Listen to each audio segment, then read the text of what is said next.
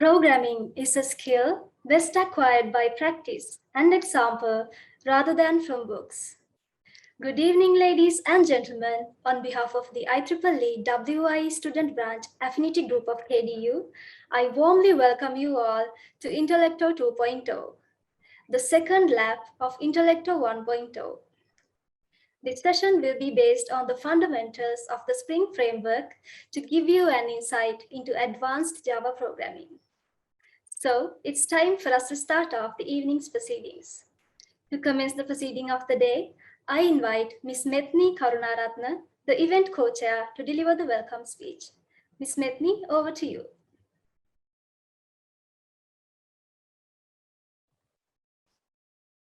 Thank you, Parami.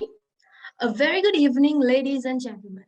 Dean, Faculty of Computing, and our Student Branch Counselor, Dr. Asela Gunasekar, Supervisors of our Student Branch, Ms. Kalani Ilmini, Ms. Isiru Iwantika, Head of Departments, Lecturers, and the speaker of today's session, Mr. Dinanjana Gunaratna, and all the participants of this evening. I warmly welcome you all for the Intellecto 2.0, presented by the WIE Affinity Group of General Sir John Kothalavala Defense University. Before we begin, I would like to offer my heartfelt gratitude to Mr. Dinanjana for taking the time out of his busy schedule to share his valuable knowledge with us, as well as to all the participants for your generous participation. Following the successful completion of Intellecto 1.0, which focused on the Java language and its real-world applications, Intellecto 2.0 is arranged with the main intent of giving knowledge on Spring, a popular Java framework in the present industry, to all the enthusiastic and active undergraduates who are determined to explore the world in Java. Also, I take this opportunity to extend my gratitude to everyone who worked hard to make this event a reality. Once again, by thanking you all for being here with us today, I would like to invite Mr. Dinanjana to move ahead and start with the event's proceedings. Thank you. Over to you, Parami. Thank you very much, Ms. Methni. I have a small announcement for all the participants. We will be sharing a Pigeonhole link in the chat box, so you can use that to direct any questions you may have towards our speaker. So without further ado, let me introduce our guest speaker. He is currently working as an associate technical lead at Different Private Limited. There his role has been full stack engineering, where he works with back-end, front-end, and infrastructure levels. He has 4 years of experience as a software engineer and a senior software engineer at Cisco Labs Private Limited. He also has 1 year of experience at a Netherlands startup, Fixico with Gapstars Private Limited. He holds a BSc Engineering in Computer Engineering from the University of Peradeniya, and his main tech stacks are Java, JavaScript, Node.js, MySQL, MongoDB, Spring, and React. So please welcome Mr. Dinanjana Gunaratna to commence the session. Over to you, Mr. Dinanjana.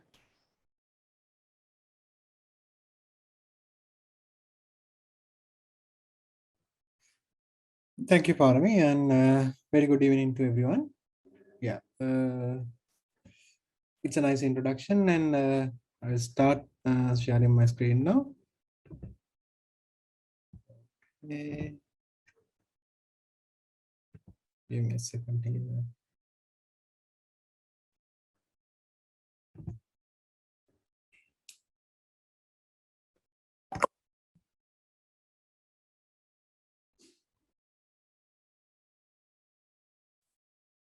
Okay.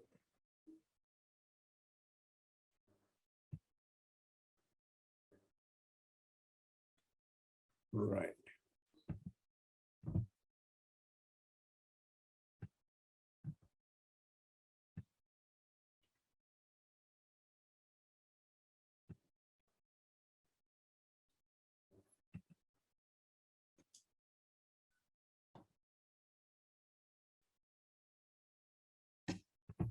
Right.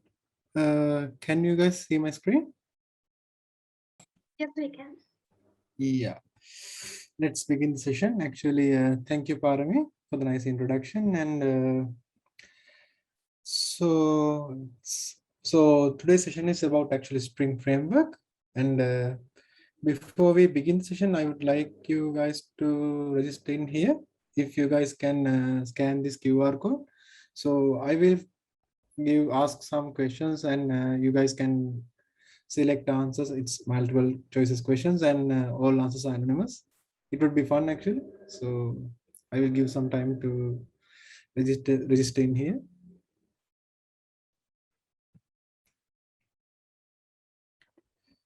And, right. Talking about questions, actually I'm going to ask my first question here now.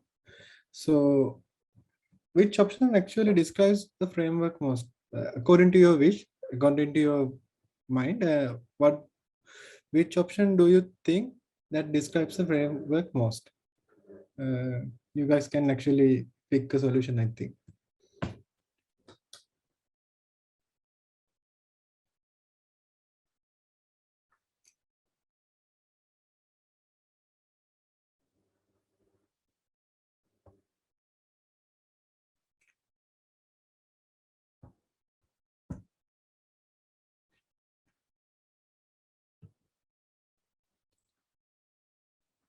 Nice. So far 11 people have answered the question. And I believe many of you have actually picked the right one. Yeah. So a framework is actually a set of tools and plugins that are being available as a software to software engineers. So it is there to actually help software engineers their life easy by focus. So with a framework, the software engineer can focus more on business logic rather than other things. Right. So if you search what is a framework in internet, you will come across this saying. A framework is a basic structure underlying a system, concept, or a text. But how does this actually translate into software engineering is something like this. So as a software engineer, what you do, what you would do in most of the time is that you will try to translate some business requirement into a piece of software or a piece of code. And to do so, you must first identify some requirements, and we can group these requirements into two categories. One is called functional requirements and other one is called non-functional requirements, right? So the functional requirements are the other requirements that actually resonate with the business, and those are the ones that actually bring value to the business. Non-functional requirements are there to actually to build something out of functional requirements in a way that would not that that would allow the software engineer to do the thing in the most best possible way, and to give the user an experience from the software the best possible way, right? So imagine, so anyone can write a program to build a enterprise level application. And almost all the languages actually provide enough things to actually build a software to accommodate this. Imagine you are writing something with the bare bones of the language, then you will have to consider these kind of non-functional requirements when you are writing the code. We can say a software engineer might need to consider how to handle database transaction, how to handle incoming HTTP request. In an environment like Java, you have to allocate a thread to actually handle an incoming HTTP request. But if you are writing something with the bare bones of the language, then you will have to consider these things. And it's actually a nice experience to do these things, but doing this within a business organization would not actually create any value unless doing so will actually resolve a problem that is business facing. This doing these things won't actually give any value to the business. So what a software framework provides is a trivial. So these problems are actually not only came across to you, these are actually wider enough that many of the software engineers in the past have faced, and they have come up with solutions, libraries, frameworks, software architectural patterns to actually handle these issues. A software framework is a collection of all of these that gives to a software engineer that, and these problems are resolved in the framework itself. So with a framework, a software engineer has to only consider about actually writing a code that will accommodate some business logic. So with a framework, software engineer do not have to think about how to handle an incoming HTTP request, how to accommodate a thread, how to pull a thread. Those kind of things are not required to do by a software engineer when you are using a framework. There can be certain situations where you have to consider about these things, but in a larger scale, in a larger scope of things, you don't have to. So with this being said, I think you have gotten a rough idea about why a software engineer should use a software framework to build some application. Yeah, and if you want to like see some socket programming and barebone programming in Java to create an HTTP server, you can follow this link, and this presentation will be available after the session, and you can follow this link and see a socket programming in this link. And so today's topic is Spring, and Java is a very popular language among the software engineers, and it is very popular in the enterprise level software development. And do you think, are there like any other frameworks that are built for Java? Obviously, there are plenty of other frameworks as well, plethora of frameworks available in the market. But Spring has been the most adapted and most popular framework amongst these. And there are other frameworks like Play, Struts, Group Wizard, Hibernate. Those kind of frameworks are there, and some of these frameworks work in cohesion with Spring as well. And Spring is the most adapted Java framework out there. And so the Spring framework is actually built in, the initial release of the Spring framework was done back in 2002, and it's an open source project. And as I mentioned earlier, Spring framework is a Java platform that provides comprehensive infrastructure support for developing Java applications. So I laid the foundation about what a framework is in the earlier slides. So it is the exact thing what Spring gives to a software engineer. And one special thing about Spring is, so when you are writing some enterprise level applications, there's a separate Java standard that is being applied. So when you are writing an enterprise level application, you can use Java Enterprise Edition, and it is a very complex and quite cumbersome way of actually writing some code, and you have to give a lot of thought and lot of learning hours to actually grasp the concepts and work with Java EE. The good thing about Java SC, the Spring framework is Spring framework lets you work in Java SC, which is the plain old Java that is familiar to you as well as an undergraduate. The same, so we are using the same old plain old Java object for our enterprise level applications as well with the Spring. And with Spring framework, all of the good parts of the Java EE is injected into our plain old Java objects through the Spring framework, and we get the good parts of the Java EE in with writing code in a simpler and more readable way.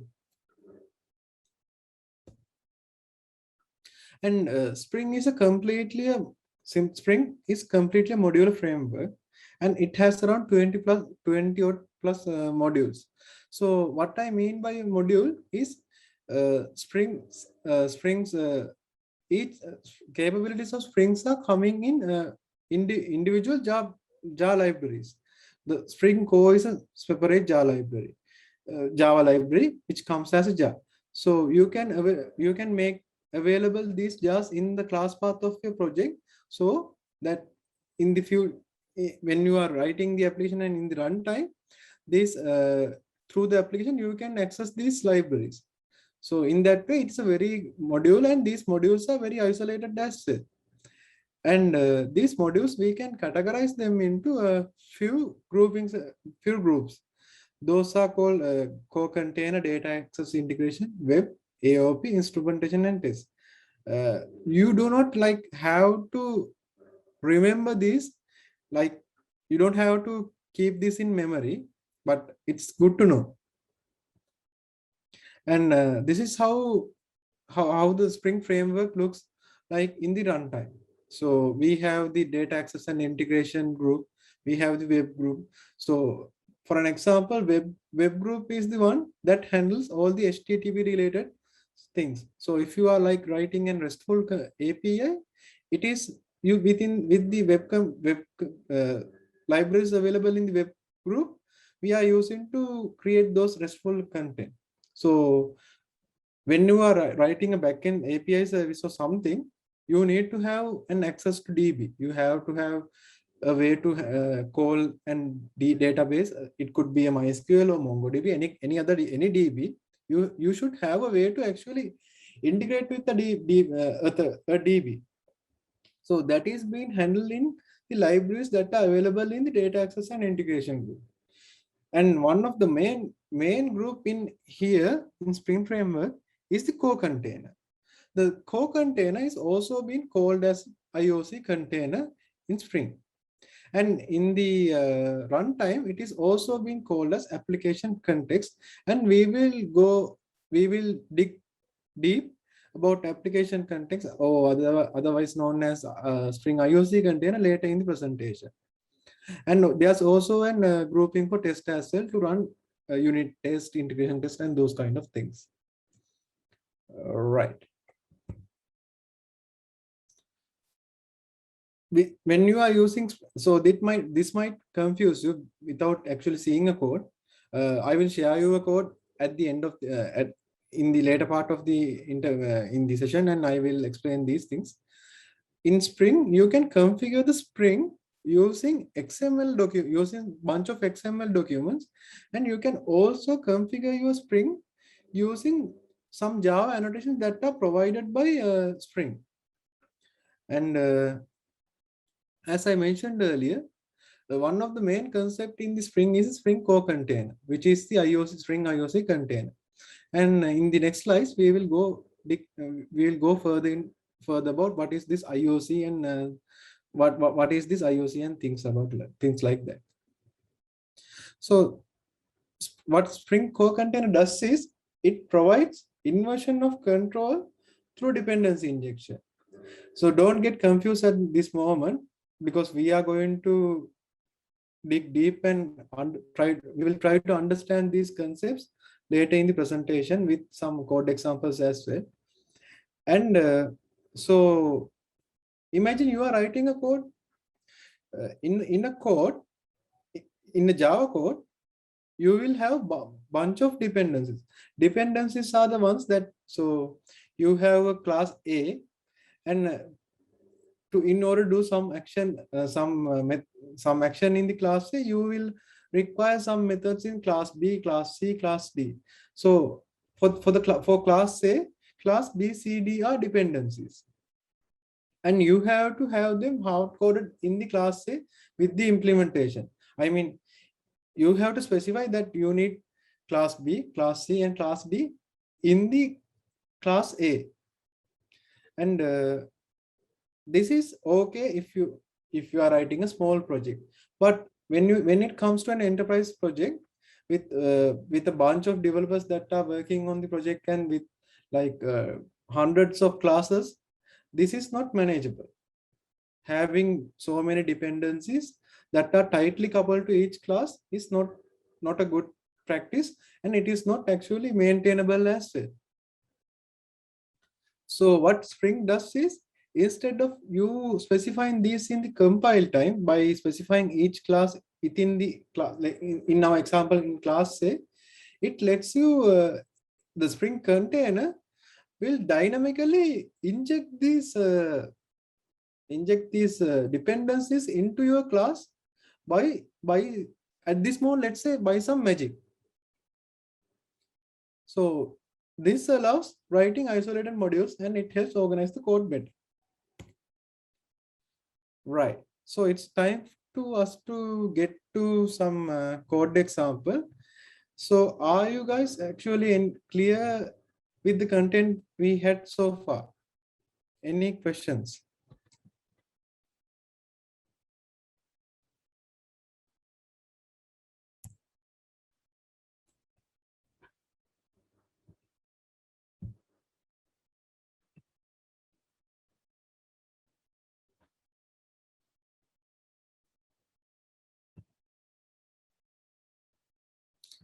Right.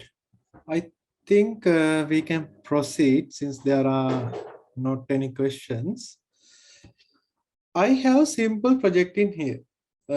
This project, I have a class called movie lister, and this have a method called movies directed by. Okay.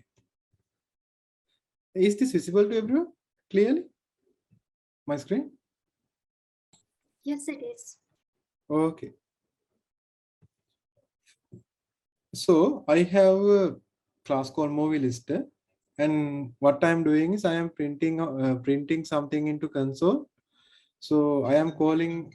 I am sorry. Yes. I am calling a method called movies directed by, and I am providing a string, and I am trying to get a bunch of movies that are directed by this director. So it is the responsibility of this method, and this is coming from the movie lister class. And let's go to the movie lister class and see. In the movie lister class, you can see I have a constructor here, and I have a object called finder, and I am instantiating this finder object in the constructor with the instance of a class called colon delimited movie finder. And the method I was previously mentioned, movies directed by, it does this thing. Oh, so it will call the find all method in the finder object, and it will fetch all the movies, and it will iterate through each of these movies.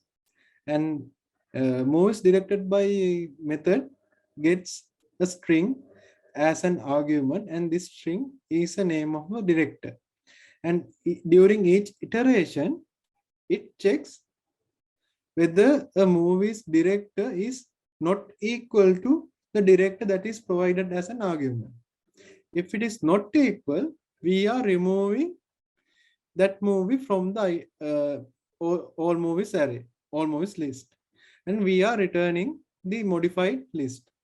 So in short, what does this do is, this removes any movie that is not directed by the given director and return the list. So this code is working fine. Let's see, we can run this. Yeah. So it's building, and it ran, and it printed something. So the argument is Wachowski, and movies that directed by Wachowski are Matrix 1, Matrix 2, Matrix 3. Right. So far it's fine. This code is fine. This is fine till only one developer is working on this. Now, sorry, wrong code. Now, pay attention to this find object. So we are having a problem here. So if any one of you can mention this problem, that would be fine.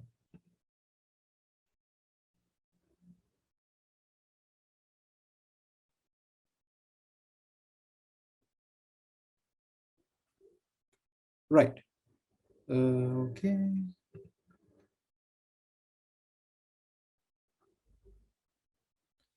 Right. So I have one question. Does movie lister class should have the knowledge about the implementation of the find object? Should it know how it get its movies, or how what is the implementation of this one? Should it know that? It's no, right? uh, all movie lister required is a list of movies. It does not care how the find object get its movies or anything. It does not require that. Right.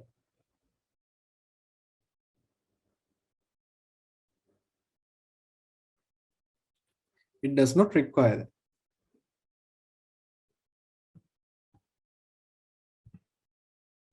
So to resolve this problem, what we can do is we can introduce an interface. So this is a very simple OOP concept called interface, and using an interface. Sorry. So the problem currently we are having is we have this coupling in tight coupling of movie lister class to this colon delimited movie find. So we have to get rid of this. Before actually getting rid of it, I will explain why this is a problem as well. So it might not be clear to the users. Let's say the requirement came up that another software engineer has to write something that has to print out movies directed by a given director, but the movies are actually provided by calling an API, not by reading a file. So with this code, with the code now we have, the only way to accomplish that is to actually create another movie lister class. Even though the operations are the same, only because of this thing we will have to create another class. So imagine if another software engineer gets another requirement to create print out another list of movies that are fetched by something else, something from a DB or something, then you will have to write another movie lister class. So this is not a good practice, and it is not maintainable as well. Even though all the movie lister classes are doing the same thing, because of the one single dependency on with another class, we have to write multiple classes. So to resolve that, what we should do is we have to decouple the movie list class from the colon delimited movie find. So the coupling starts from here, from the line number 10. So first thing we can do is we can introduce this. So I think you guys are familiar with OOP concepts. We can introduce an interface here. So for the so this is the colon delimited movie finder class, and if we like if we create an interface for this, and we can name it as movie finder, and we can actually implement that interface in here.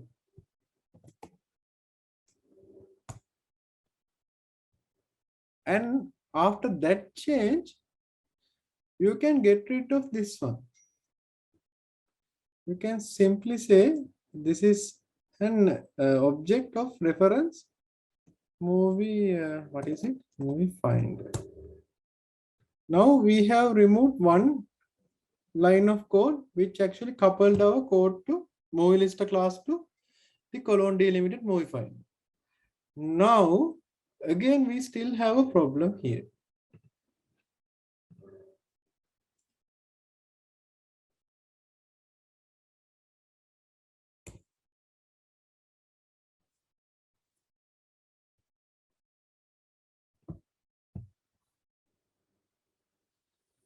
Still our movie lister class is coupled to the colon delimited movie find. You guys are still following me, right? Are you guys like lost in here? No?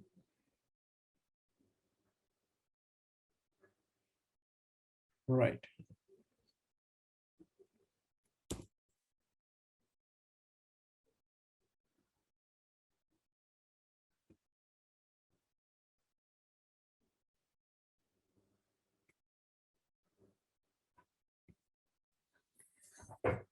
So I will let you actually decide how to do that, how to remove this coupling.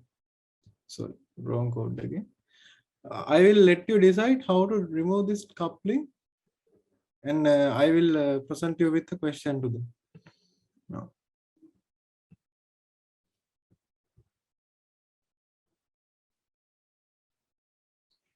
can if you guys like, if you guys are on the poll, you can see. You guys can type in your answers here.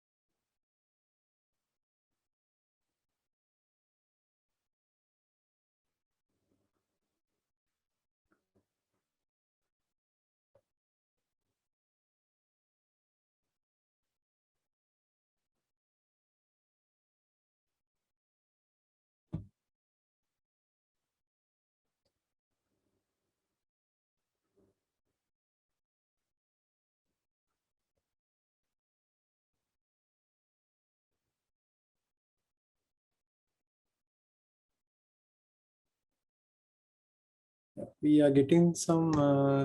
Sorry, we are getting some answers here.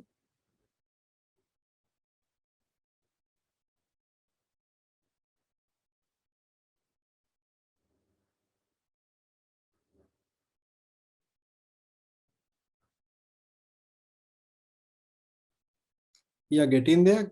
Think hard, guys.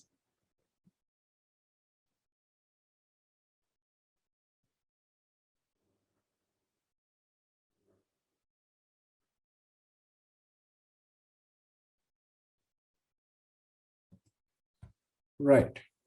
I think enough have. So how we have 10. Still learning Java. Nice. Right.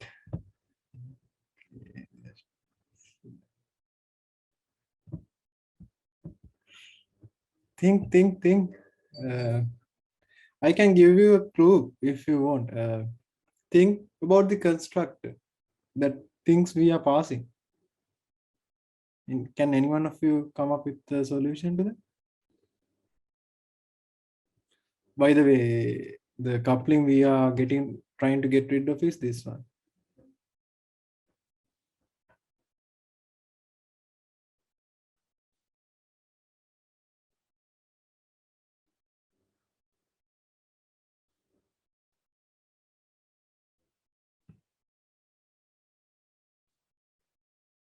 Yeah, two people have singleton. No, singleton is a design pattern actually. Singleton means what singleton means is that for the entire life cycle of the application, you will only create one object and it will be there. You will not be creating any other objects. So no, not a singleton. Right, enough time has passed and you guys actually tried really hard. Thank you. Great. We can remove this. We can remove this as this. We can pass a construct argument here. What is it? We find and you can say find right. Okay, what is this unrelated problem? Unrelated problem there. What is this? Okay. Now we have to pass a argument to the constructor. By the way, did you guys got what I did, right? Yeah, did I did the same? Okay, right. So with that, see, this has become obsolete now. The usage of this, we have removed the coupling of this one. Can remove this. We can worry about this error later. And we have successfully removed any reference to the implementation of how the implementation of the find object from the movie lister class. And in the main class, what you can do is you can provide the necessary implementation you want, and this should work fine. If I run it now, yes, it worked fine. And so what we can do, we can say is we have injected and dependency to the movie lister class, right? What we can say is that we have injected a dependency to our movie lister class. Sounds familiar with Spring? So you guys might have think like this is out of scope, right? But injecting some dependency, is it like something that sounds familiar? This is called what dependency injection is. This is the concept behind dependency injection. You are decoupling the classes as much as possible and you inject the dependencies in some other way. And there are multiple ways of doing this. This is only one way of doing the dependency injection. This is called a constructor argument dependency injection. There's another one called dependency injection through setter methods, and so forth. Right.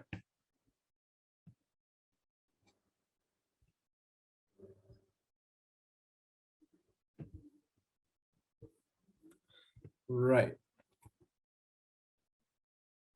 So this is a very key concept in Spring. So I think you guys have got a grasp of it now, what dependency injection is. So every dependency for a object that is residing in the Spring container comes like this, not as a constructor argument, but it is being dependency injected to your object. And what inversion of control means is, so previously you control how the dependencies are resolved by the application, by specifying the exact implementation. But after dependency injection, what you have done is you have got rid of that and you have given that control to your software. To the code you are writing to actually resolve that. So the dependency resolving is only happening at the runtime once you do the dependency injection. So what inversion of control means, that it has changed. The way how the dependencies are resolved has changed. Instead of doing that by yourself, now Spring is doing that for you. Actually, the Spring container is doing that for you.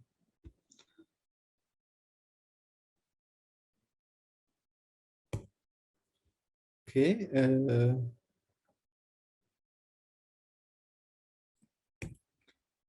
We can skip these ones. And I suggest you guys to actually go through this nice blog article by Martin Fowler. So when you are working on APIs, and especially in Java, you will come across this guy a lot. It's better to actually read through his blogs. It's those are very insightful actually. So in his document, he describes the multiple ways of dependency injection and how each of these dependency injections are being introduced into different Spring containers that are written by other developers.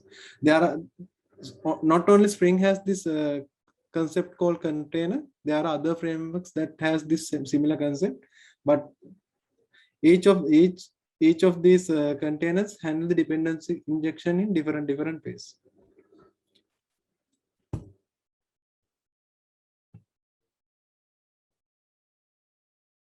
And the core of the Spring is the Spring IOC container or the application context. All of the objects you are writing and most of the objects of the Spring are also residing in the container.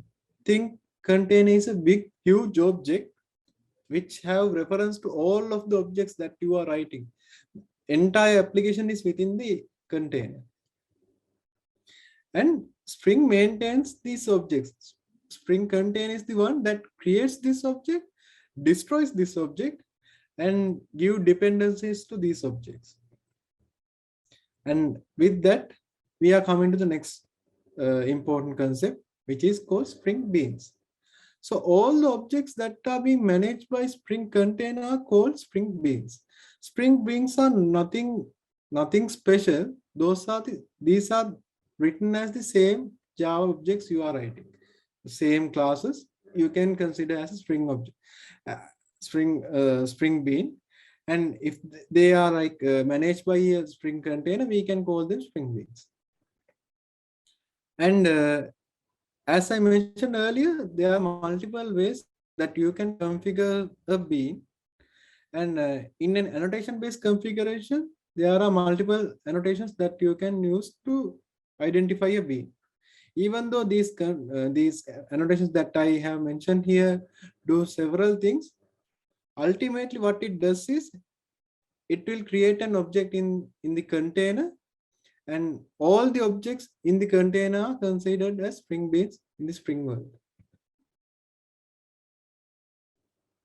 So all the Spring Beans are, so when you are starting your Spring application, it is the container that starts up the first. After container started up, it will start creating the objects and adding them to the container itself. So when you are writing a bean, you can specify how exactly you want to create, destroy, and work a bean. So this is called bean definition, and you can provide it as an XML or in the @bean annotation as well. I hope everything is clear to you guys.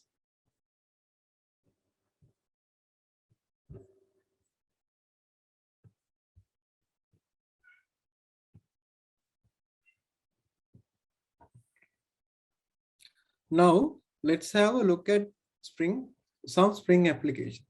So Spring applications can be written in two different ways. So it comes in two different flavors. One is using pure Spring.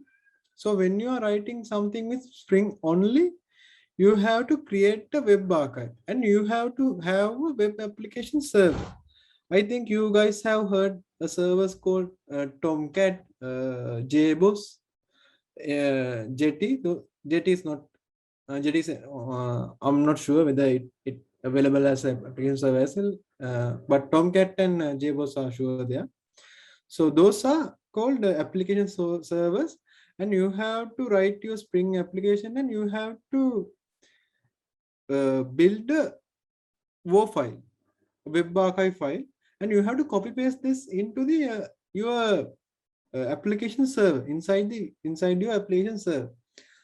Once after that, when you start the application server picks up this WAR file as another jar library, and it will start the Spring application within the web application server itself.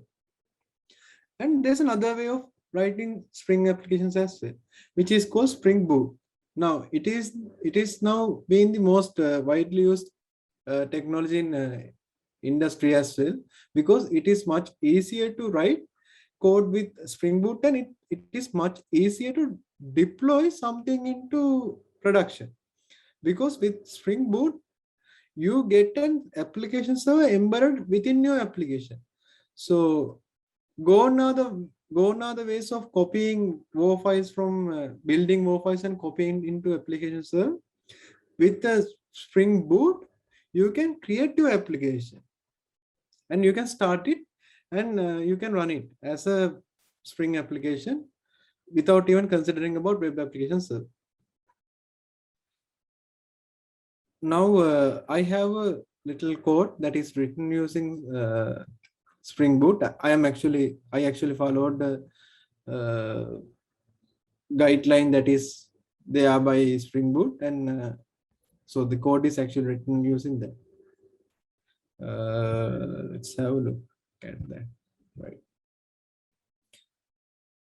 So for most of the enterprise applications comes bundled with the dependency management system. Much like GitHub for code, there are other libraries and tools that manages dependencies for application. So if you guys have worked in JavaScript, I think you guys are familiar with npm, not npm. It is for JavaScript modules. So much like that, we have similar things in Java world as well. There's a dependency management system called Maven. There's another dependency management system called Gradle. And in our today's example, what we have used is a Maven dependency management system. So what is a dependency? So previously I mentioned. So I think you guys have got a guide to actually download the Spring library. So what you do is actually you download the library and you make that available in your class path. So with the dependency management library like Maven or Gradle, it do that for you, and you don't have to do it. You just have to mention that my application depends on these libraries, and it will download it from the internet, and it will, when you are running the application, it will make sure that these libraries are available in your class path so that your application can access these libraries. And I mentioned that there are like 20 odd modules in Spring library, and so we are creating a RESTful API with Spring Boot, and the core parts are coming from this parent dependency. Core parts meaning the Spring core container and those dependency injection and those things. And since this is an API, we need a way to actually write some RESTful in the sense HTTP. We need to write some handlers to some REST endpoints. That is being handled by this dependency from Spring, which is called Spring Boot Starter Web. And our API has a database, and all the database connections are handled by Spring Boot Starter Data JPA module. So if you see, there are like 1, 2, 3, 4. 4 Spring modules are being used in this application, and this dependency is for a database. This is called H2 database. This is an in-memory database. It's much like MySQL and SQL database, but it's an in-memory one. I think it's like MySQL. I'm not sure actually. Right. So we have like 1, 2, 3, and we have 4 modules from Spring. And so when you are examining Spring project, you should always start from the POM XML. Or if it is built using Gradle, there's a file for Gradle as well. And when you are writing some application using Spring Boot, you get a main method. The other difference that when you are writing a Spring Boot application or just a Spring application, in Spring applications, you don't usually get the main method because the invocation of your Spring application is handled by the web application server. Right. Are you guys following this? Are you guys like lost or like any idea on how are you feeling?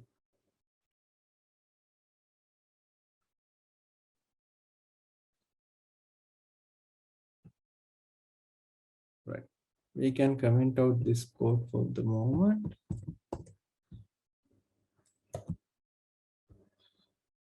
So in this start method, what it does is in the main method, we are starting a Spring Boot application. And as I mentioned earlier, we can configure Spring application using bunch of annotations that are provided by Spring. So we have used a annotation called Spring Boot application here. And Spring Boot application annotation is a combination of multiple other annotations called configuration, enable auto configuration, component scan. So what component scan annotation does is when you specify this with an argument to a location, when you are starting your Spring Boot application, it will scan that location only for the Spring beans. And when it finds beans in there, it will load them into the container. And configuration beans configuration, I'm not sure actually. So you can make available configuration as Java. You can configure your Spring application in Java, and to do that, you can use the configuration annotation. And yeah, so now let's look at this application from a front end's perspective. So you have a front end, and now you are calling a backend API. And you have let's say you have front end which shows a list of employees. Now your front end has to get all the employees. To do that, it has to call some endpoint API, and this request from the front end has to come to the back end, which is our Spring Boot application, and this request has to be handled by some function. So let's go to our employee controller class. Here you can see that I have written a bunch of methods, and I have annotated them with at get mapping, at post mapping, at again get mapping, put mapping, those kind of things. I am assume that you guys are familiar with HTTP methods. There are a bunch of HTTP methods when you are sending a HTTP request, which is get, post, put up, get, post, put, delete, those kind of things. Usually with the HTTP method get, what you do is you are retrieving some information. With the HTTP method post, what you are doing is you are creating something. And with delete, what you are doing is you are deleting some resource in the database. So in our example, now our front end is trying to fetch a list of employees. So what we have done is we have created the controller to handle these requests, and we have annotated it with the annotation called at press control. This is also been provided by the Spring, and this makes this, even though this is a controller, this is also Spring Bean, because this is also being managed by the container itself. And this has a very specific job this acts as a servlet as well. And in here, you see this nice annotation. So this is the one you should pay much attention to at the beginning. This is an annotation called @auto. And you see that I have created a reference, a variable called repository, and I haven't instantiated it in anywhere in the code. So there's no object. As you can see, there's no object at all within the entire employee controller class. There's no way that you have instantiated it. But in the methods following this, you see that I am using this even without actually instantiating this. How can this be? This is thanks to the dependency injection that is present in the Spring container. So with the auto annotation, I am able to say to the container, please find an object that is available in the container with the class of employee repository, and please inject it into this Spring Bean during the runtime. So I am able to say that using this annotation. So because of that only I am able to run this code. Otherwise, you should get, ideally what you should get is a compiler, because you are not creating any object or assigning anything. But in the later on in the code, you are using this. It should not work like, right? So what happens here is I am leveraging the dependency injection that is available in the Spring container to get the dependency to my controller class. And I am calling and find all method, which is available as a Java EE part. It's a Spring. It's available in the JP, and JP is another different section that you have to study. Right. What else? Right. So I think by now you have identified the importance of the dependency injection. So since this is here, right. Let's go to this one. Here also we have another annotation called configuration. So with this bean, this annotation, we are creating another bean in the container. This creates a special type of bean which will be added to the Spring context first. So when you are specifying something as configuration, the bean that is created by that will be added first to the container, because these usually have some configuration that needed by other Spring beans. So this has to be loaded first.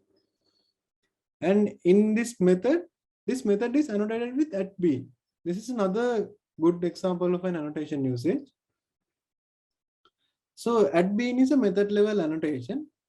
Using this, you can actually so if you use this, and in the return function, by the way, if you guys are like confused with this semantics, this is Java 8 semantics. These are Lambda functions. I think you guys are familiar with it.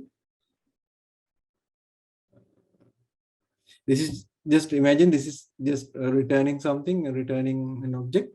So with a method that is being annotated as @bean, the return of that method is actually considered as a bean, and it will be added to the Spring container. And I mentioned that there are some bean definition you can mention when you are creating a bean, and those are actually, you can specify a init method. When you specify init method, and when the container is creating this bean, it will call this init method first and do some let's say subscription work kind of things. It will do that. And you can also specify a destroy method. So let's say you have a object that is subscribed to some channel. So when you are destroying your object, you have to unsubscribe from the channel. Otherwise, it is a waste of resource. So you can specify those kind of things in the destroy method. And lazy init is the way lazy init says that if you specify lazy init, beans are not instantiated at the startup of the container. Rather, it will instantiate this object on the first call to this object type. Right. We had a little bit of a intro about bean definition as well. Since this has a main method, we can actually run this code with our IDE or even with the even as a simple Java program. So I am using the IDE at the moment. So I will run this application. Okay.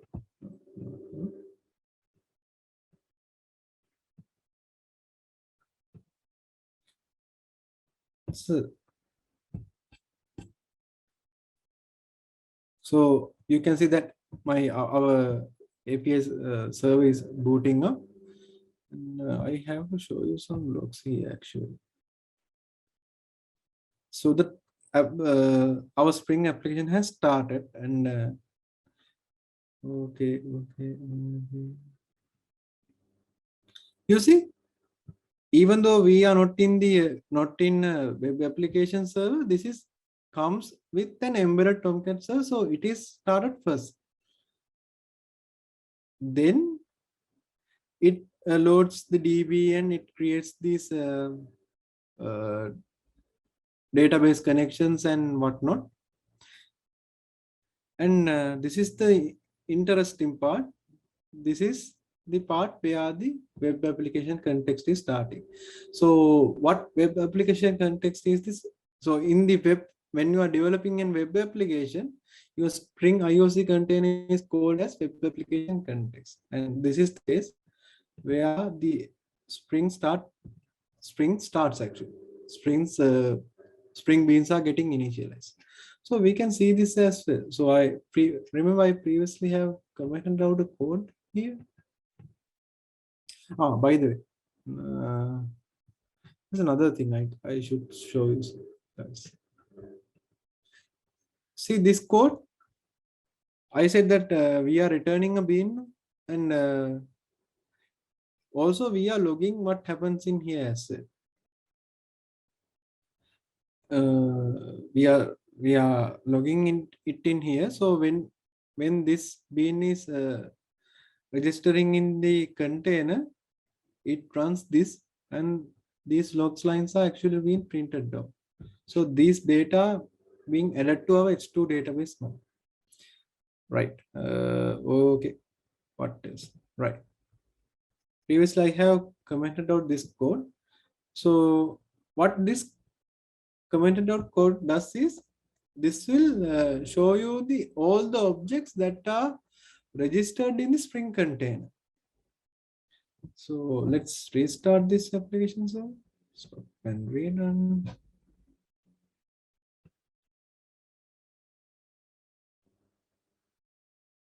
See, these are, so even the Spring, the objects, even the objects that are coming from Spring are also Spring beans.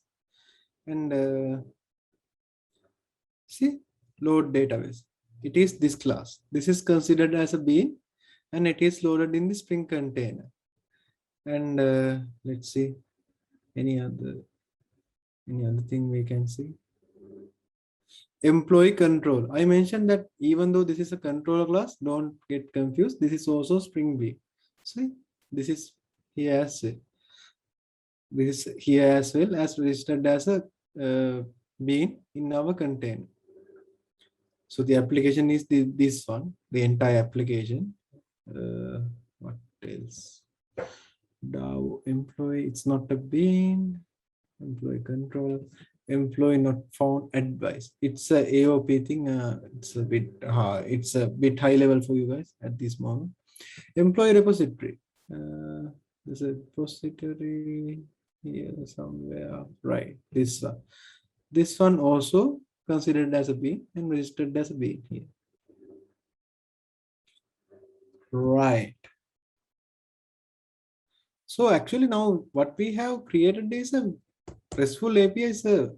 So let's say our front end is calling our API server now. Right. Can you guys see my screen?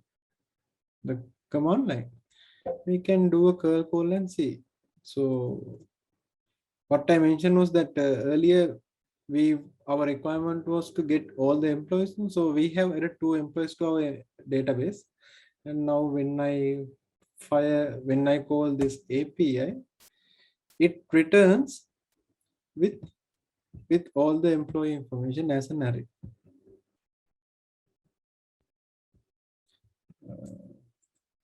And the method I am using is get. I am sending an HTTP request with get HTTP method, and I am getting the response as an JSON array with 2 entries.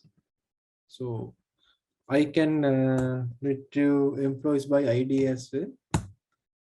So for the ID 1, I am getting Bilbo Baggins, only 1 entry, right? This is a very small code sample I have with me, right? With that, we have come to an end of our presentation or session. I have one last question, I think. Yes. Can you guys answer this question for me?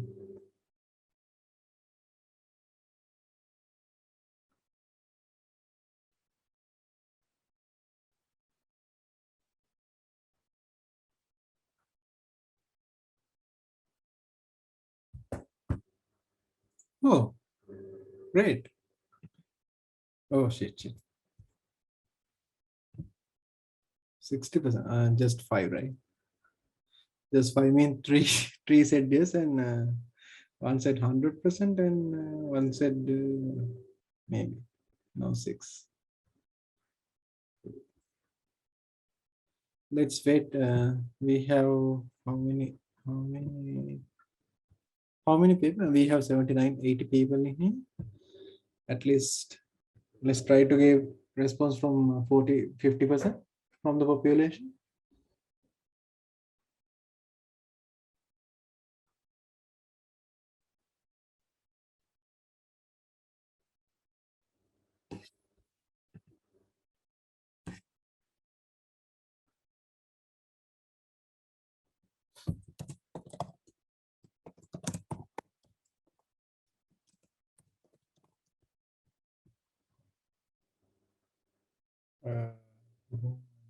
Sorry. Okay, so send to wrong person.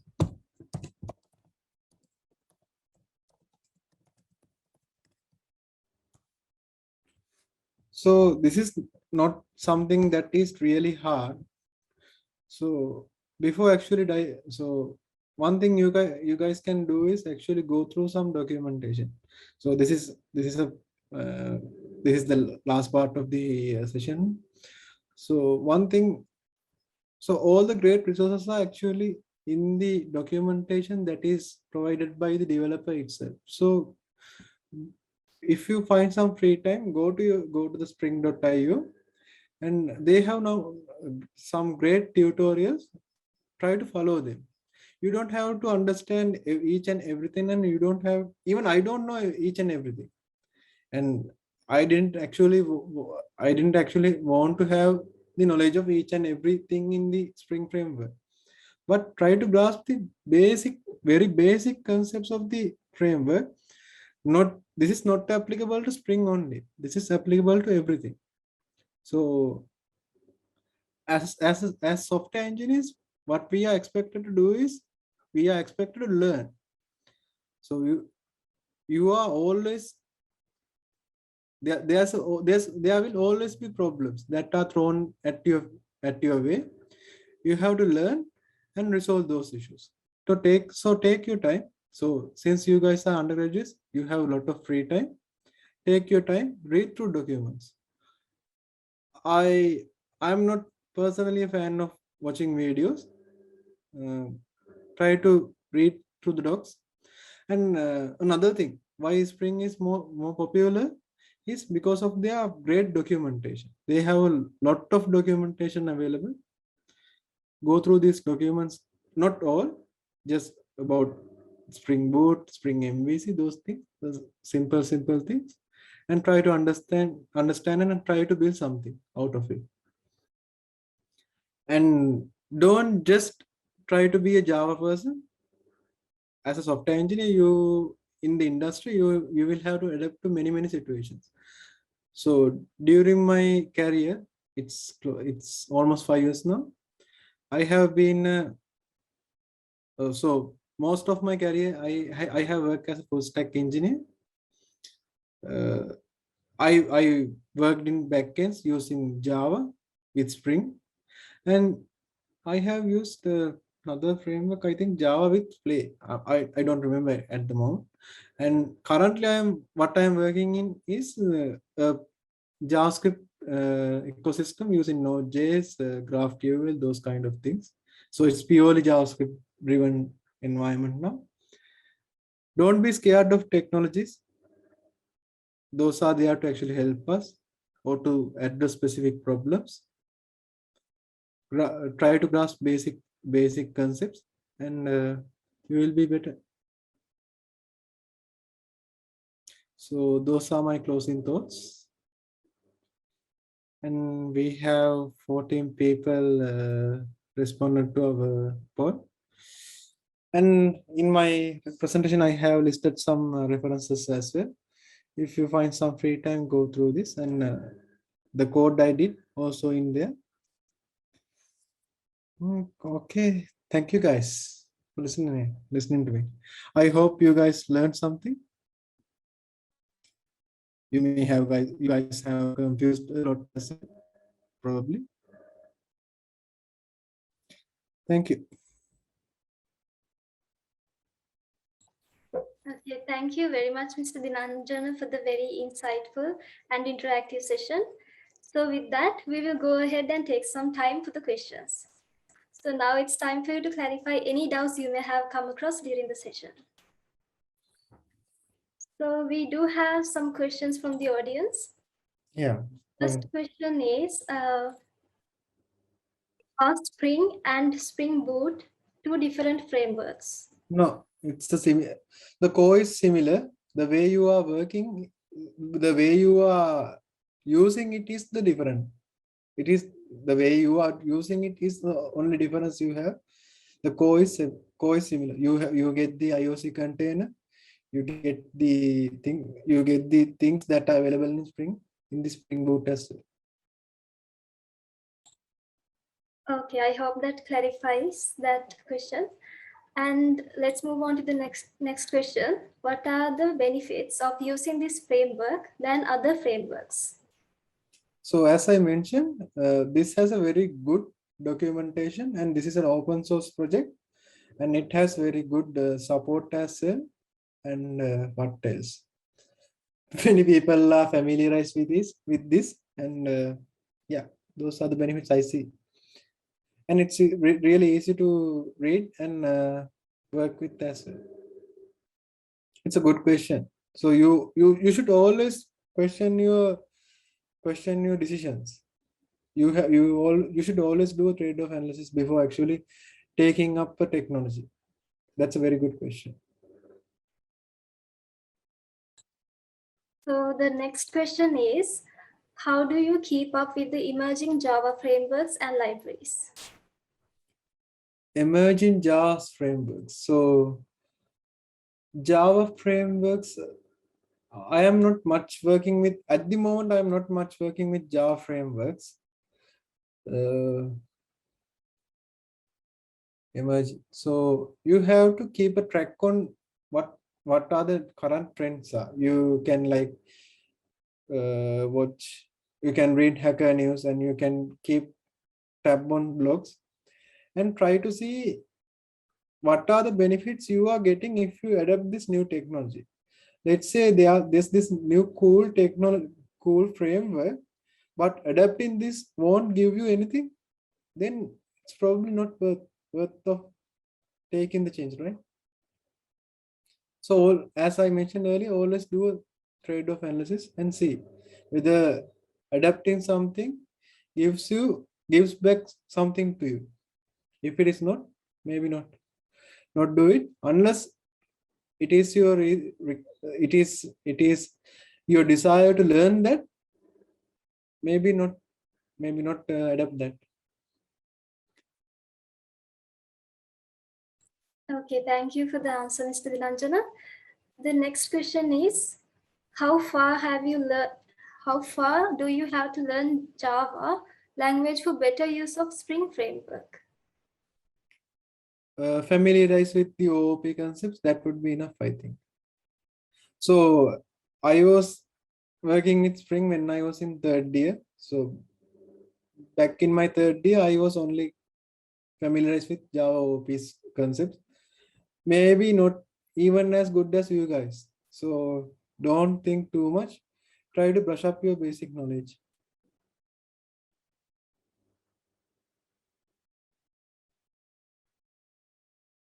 Okay, thank you very much. We do have another question. What is a Spring configuration file?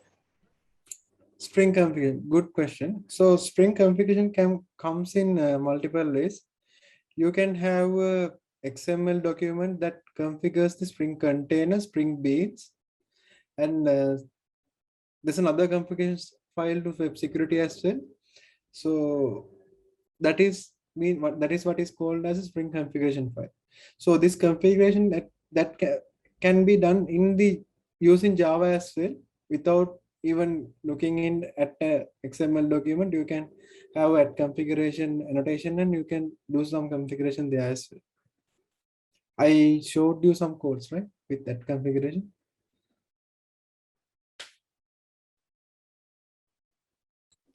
Okay, I hope that clarifies your question. And the next question is, what is a Spring IOC container? That is a question I answered. I think the Spring IOC container is the container that is the core of Spring actually. So that is the container which holds all the objects, all the Spring beans and everything. So that is where the dependency injection and those things are happening.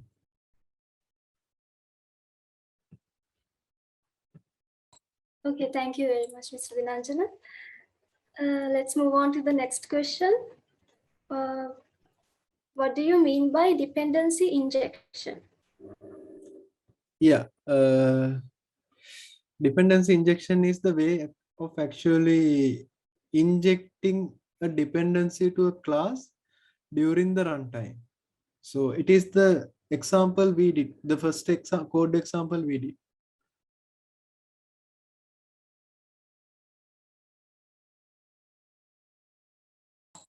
Okay, thank you, Mr. Dilanjana.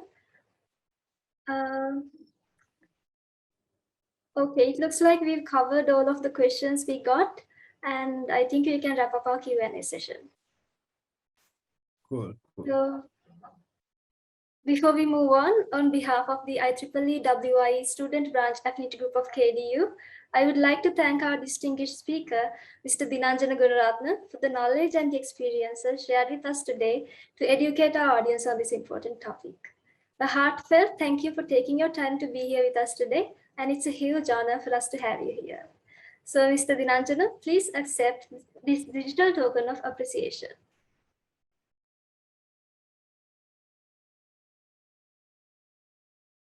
Okay, thank you once again. And thank you all for coming today. Before winding up our session, I have a small request to make. I invite all the participants to kindly switch on your cameras for a quick photo. Okay, thank you very much, everyone. So, dear participants, we will be circulating a feedback form Please be kind enough to give us your sincere feedback regarding today's session. And don't forget to follow us on our social media platforms and be updated about our future events as well. Also, make sure you try out the activity provided by our speaker based on what we learned today.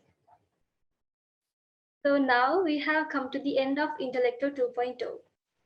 I invite Ms. Devni Dharaniyagala, the co-chair of Intellecto 2.0, to deliver the vote of thanks. Over to you, Ms. Devni. Thank you, Parami. It's my privilege to have been asked to propose a vote of thanks on this occasion.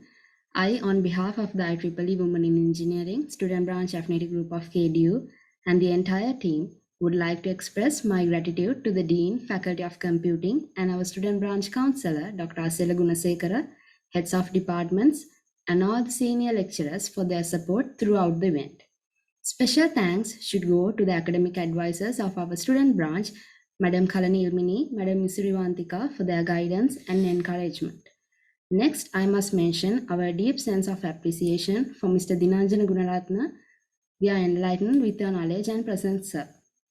I am sure the knowledge you gave us will definitely help in our studies and also in the future when working in the industry. So once again, Mr. Dinanjana Gunaratna, thank you very much for sparing your valuable time even within your busy schedule. Finally, I would like to take this opportunity to extend my thanks to the organizing committee for their enormous cooperation and in the organization of this event. Thank you all the volunteers for your willingness and involvement to take on the completion of the work beyond your comfort zone. Last not least, I should give my heartiest thanks to all the undergraduates who joined us this evening. Thank you for being such an active and energetic audience. Again, thank you for joining. Stay safe and have a good night. Over to you, Parami. Thank you, Devni. So with that, we will be wrapping things up in Intellecto 2.0 with the hope to see you guys with another new informative session like this. Until then, stay safe and good night.